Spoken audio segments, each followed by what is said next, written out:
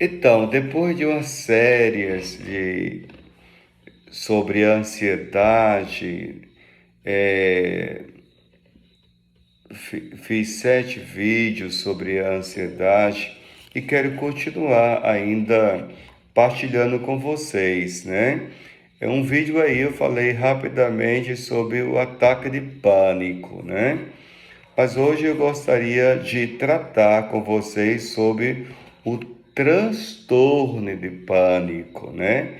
Que é um distúrbio da ansiedade bastante frequente, bastante comum para quem já vivenciaram ou viveram crise de ansiedade. De acordo a OMS, né, a Organização Mundial da Saúde, estima-se que 28 milhões de pessoas no mundo inteiro, né, sofrem ou vivenciaram o transtorno de pânico.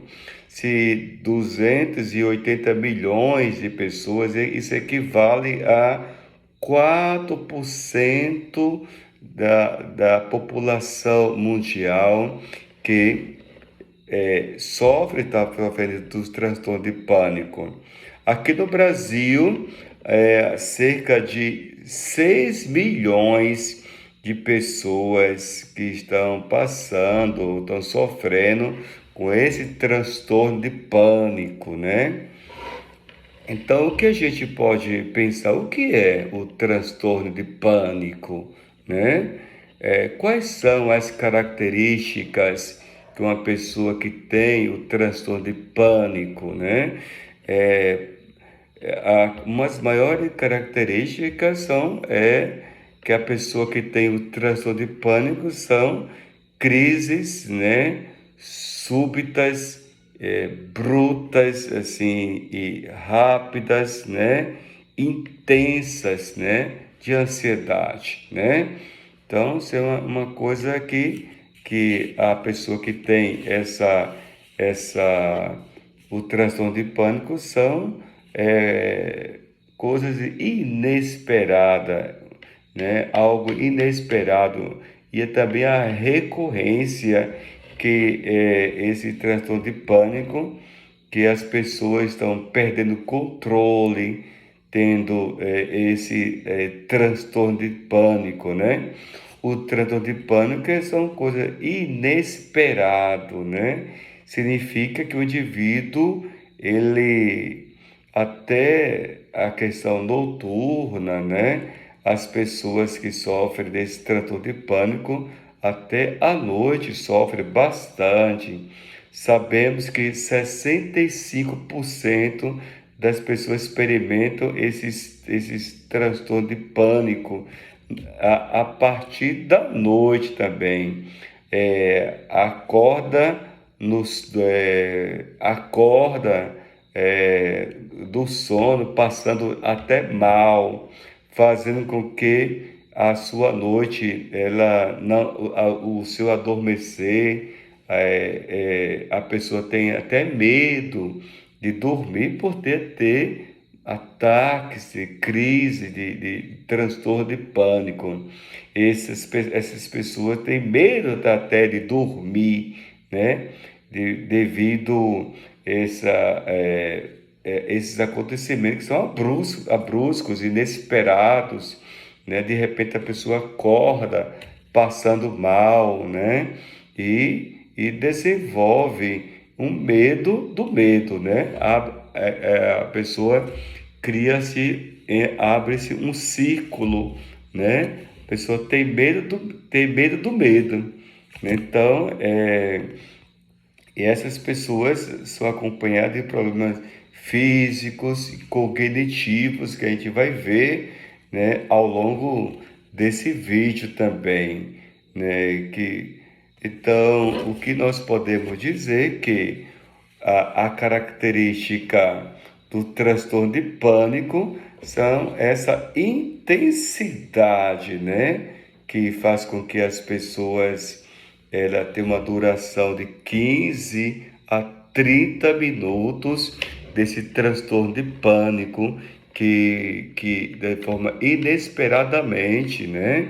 Nenhuma coisa que a pessoa colocou na cabeça, é algo que acontece de forma inesperada e a recorrência também, né? Para se enquadrar, né, diferentemente do ataque de pânico, transtorno de pânico, a pessoa tem uma recorrência de 2, 3 crises de transtorno de pânico, né? Então a gente pode enquadrar num diagnóstico médico, assim, não sou médico, mas gosto da psicopatologia, estudo, sou especialista em psicopatologia, porque para enquadrar a pessoa tem que ter aí uma crise, uma recorrência aí de 2, 3 crises ao longo do ano, para que a pessoa possa ter um diagnóstico claro, preciso. Por isso é importante buscar um psiquiatra em que você possa fazer uma avaliação, né, um diagnóstico médico, para que saber mesmo se é uma ansiedade, porque o transtorno de pânico é muito confundido com a ansiedade, mas tem que fazer realmente um diagnóstico psiquiátrico para entender melhor, fechar um quadro diagnóstico de saber desse medo, né, que a pessoa, desse desconforto que a pessoa está passando, acompanhado de sintomas físicos, físico também, né?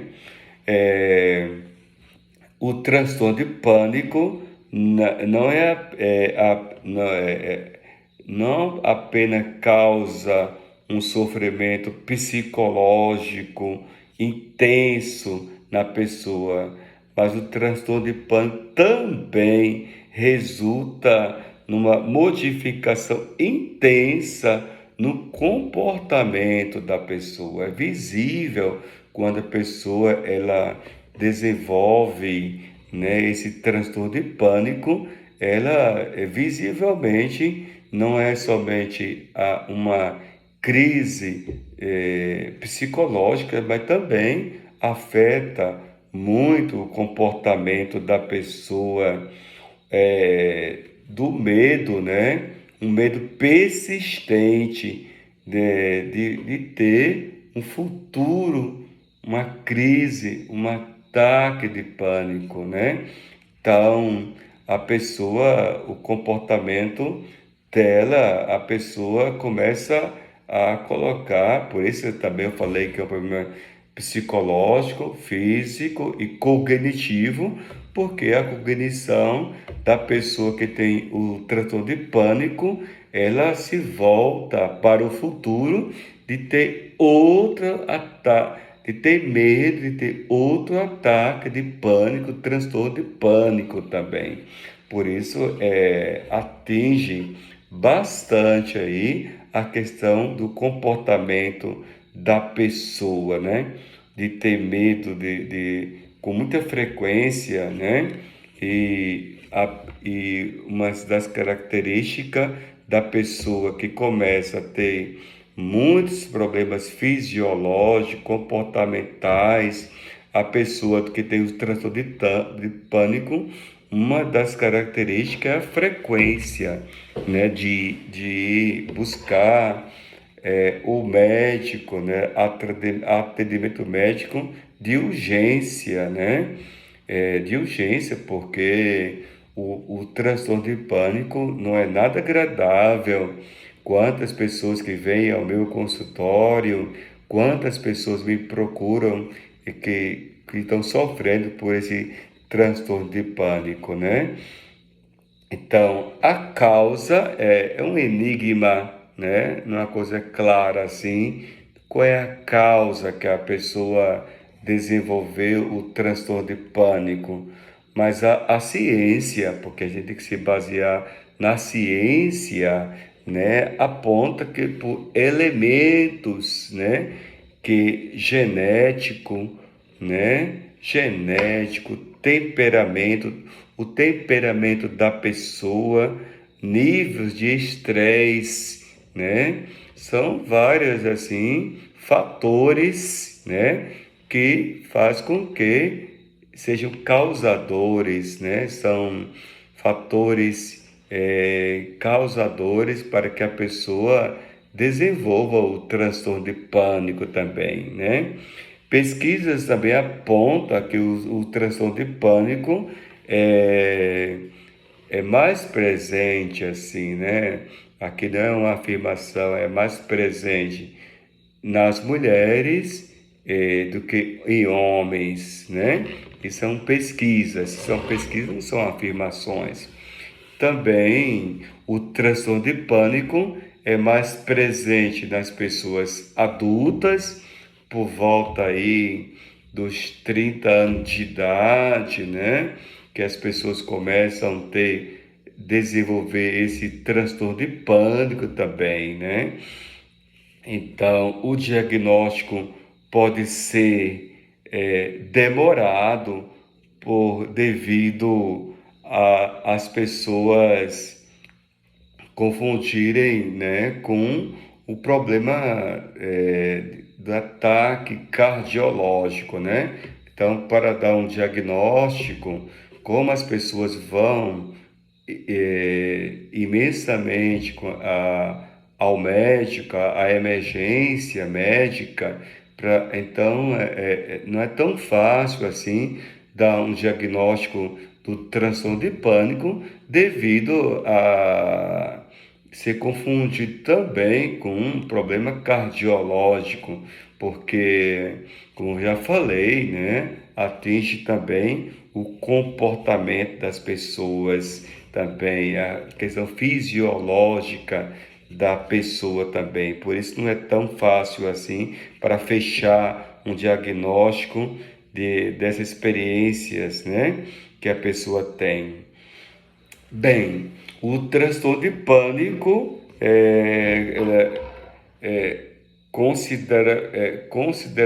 consideravelmente atrapalha a qualidade da vida, né, da pessoa, né? O transtorno de pânico, de certa forma, rouba, né? Ou atrapalha, né? A vida social da pessoa que desenvolve o transtorno de pânico, ou seja, a pessoa perde o sabor, né, aproveitar melhor a vida devido a estar sofrendo bastante o transtorno de pânico também.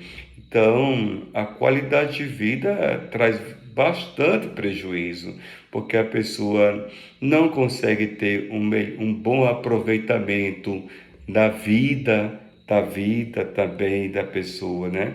A questão da produção, da produtividade. Quantas pessoas vão, né?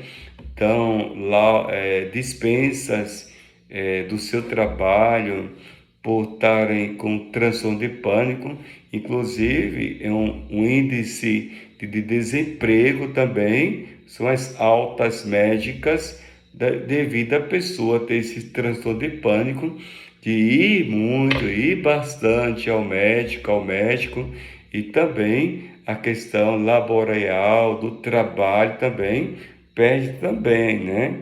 E a felicidade, quantas pessoas não são felizes, né? Perde a felicidade também de buscar uma confraternização, né? De descansar, de dormir, de estudar, de trabalhar, relacionamento, quantos casais de namorado, de noivado, especialmente do matrimônio, ou um ou outro, que tem esse transtorno de pânico, quantas a qualidade de vida do relacionamento decai também em relação a isso, né?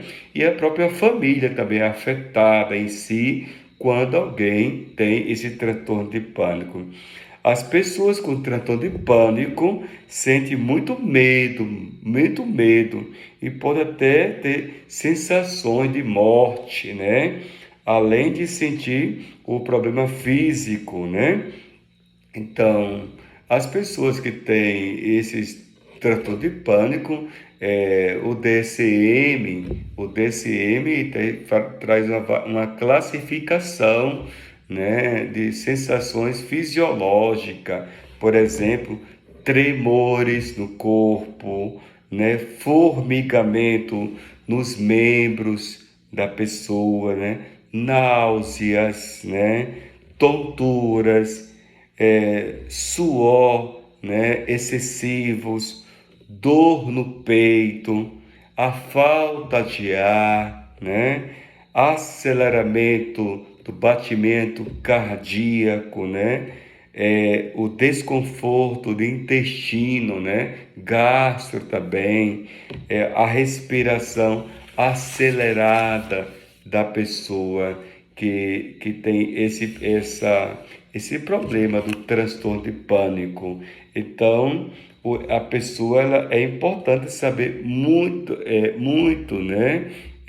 Que a pessoa que já teve ataque de pânico não necessariamente vai ter o transtorno de pânico, né? Para a gente, como eu falei, para a gente fechar um diagnóstico, a gente tem que olhar bem, né?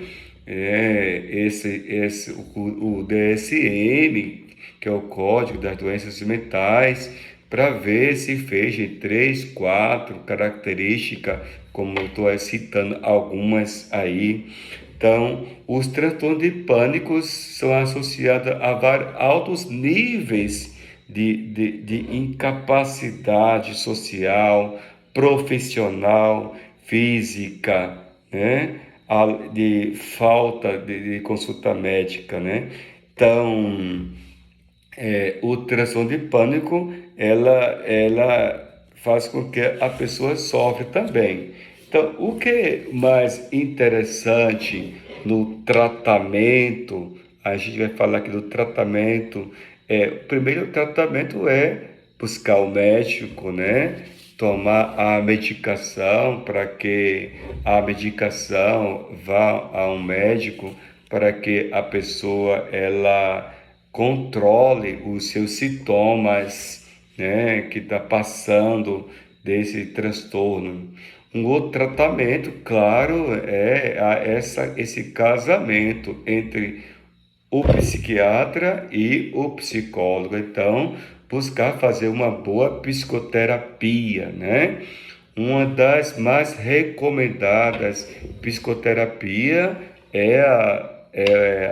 a teoria cognitiva comportamental, chamado TCC, né? Então, se você está passando a esse transtorno de pânico, não é que você pode escolher a que você achar melhor, né? Aqui, ser psicólogo não é ser técnico, sou técnico nessa área, técnico nisso, né? Mas, assim, uma das abordagens psicológicas para, para tratamento é a TCC, mas a pessoa que busca o seu psicólogo, recomendo bastante buscar um psicólogo, um tratamento,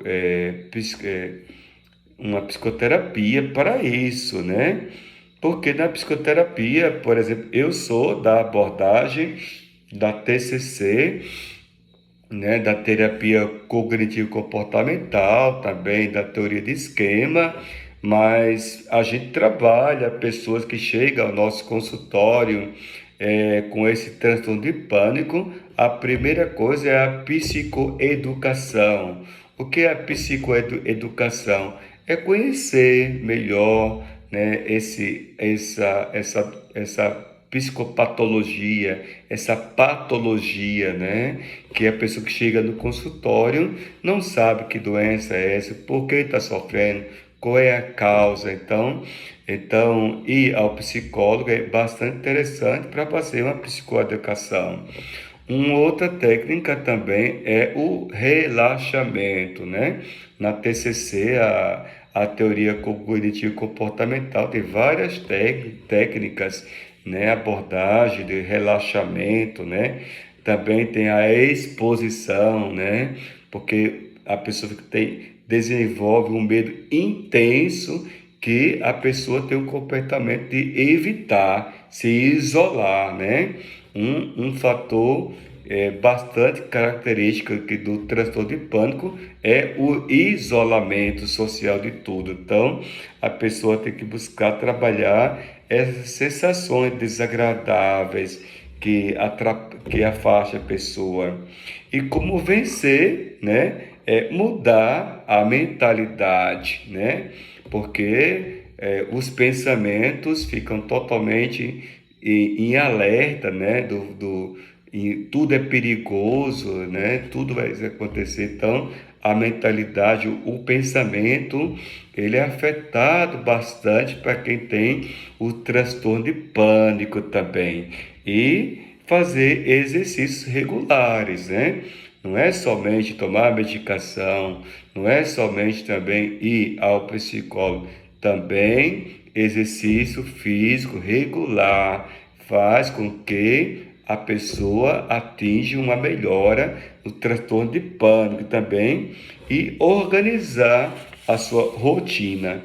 Quantas pessoas também a sua rotina devido ela ficar deitada, depressiva, ansiosa, né, com medo, a rotina da pessoa perde a vida. Então, espero que essa rápida, né, explicação do transtorno de pânico, que faz parte também, como já falei, não é exclusivo da ansiedade, mas faz parte também da ansiedade, mas o transtorno de pânico é está crescendo bastante também no consultório, né? Muito obrigado a você que está aí me acompanhando. Faça aí, curta aí, faça um like, né? Curta essa aula sobre o transtorno de pânico. Divulgue ao seu amigo para que esse YouTube possa conhecer bem mais esse trabalho. Até a próxima, na próxima aula que eu irei desenvolver outro problema psicológico. Espero que você esteja gostando. Deixe seu comentário aí. Eu sei que não sou um expert em psicologia, mas estou me esforçando bastante. Um grande abraço.